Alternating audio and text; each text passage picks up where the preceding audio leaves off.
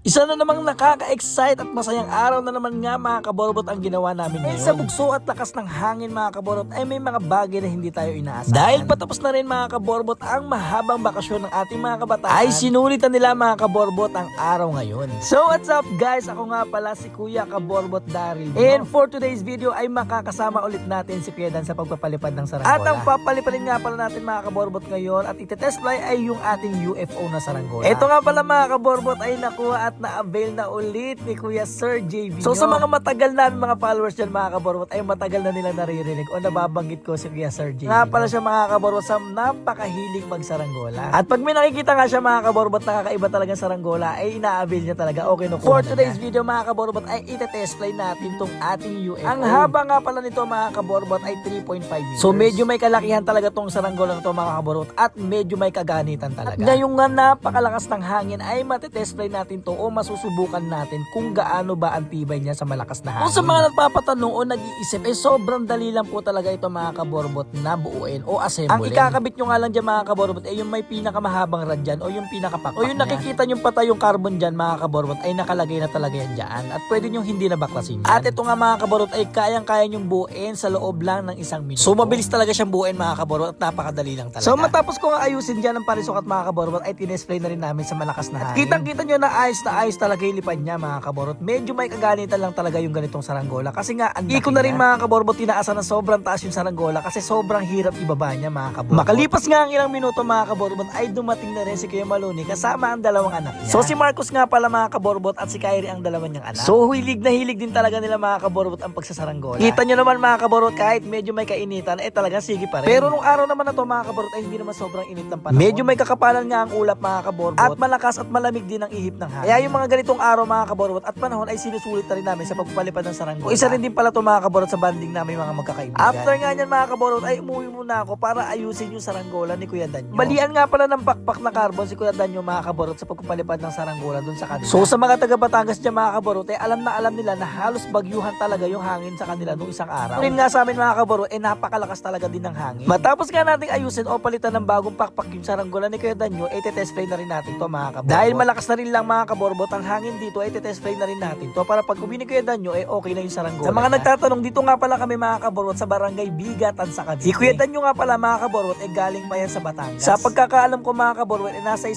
oras at kalahati din yung biyahe ni Kuya Danyo papunta rito sa amin. Dito nga mga kaborbot ay medyo kiling sa kanan yung saranggola ni Kuya Danyo. Nakailang beses din kami mga kaborbot na adjust dyan sa saranggola niya. So sa mga ganitong Vietnam kite nga mga kaborbot ay hindi naman sobrang hirap mag-adjust ng kiling. Dahil lang din naman mga kaborbot na ayusin o timplahin yung mga ganitong saranggola. Una lang talaga mga kaborbot ay mahihirapan ka o hindi mo alam kung paano ba ito kilingan. So sa pagtagal-tagal nga mga kaborbot ay malalaman mo din kung paano ba ito i-adjust, kilingan. Malaman kung ano ba yung problema ng saranggola mo kapag hindi maganda yung lipad. So kapag nga sobrang lakas ng hangin mga kaborbot ay lalabas talaga yung kiling ng saranggola. Ito nga mga kaborbot ay pinalipad na rin natin yung ating eagle kite na maliit. Kung ang sukat nga pala niyan ay 2 meters. Ay ganyan kalit nga yung mga kaborbot ay sobrang galit yan talaga. At nasaktan pa nga ang daliri niyan mga kaborbot ni Kuya Kyrie. Sobrang lakas din talaga mga kaborbot kasi ng hangin yan. At hindi niya inaasahan mga kaborbot yung biglang hatak ng saranggola. Dahil sobrang hilig at kite fanatic talaga tong kaborbot natin si Kyrie wala talaga siyang tigil. At parang wala lang nangyari mga kaborbot. Sobrang nakakatuwa talaga mga kaborbot na may mga ganito talaga mga kabataan. O imbis na gadget nga mga kaborbot, cellphone, tablet or computer ang hawak nila saranggola. At hanggang dito na nga lang mga kaborbot ang aming vlog at maraming salamat sa panonood ng aming mga videos and content. At shoutout nga pala mga kaborbot sa ating nakasama ngayon na si Kuya Dan at kila Kuya Maloni at ating mga kaborbot dyan. At hanggang dito na nga lang mga kaborbot ang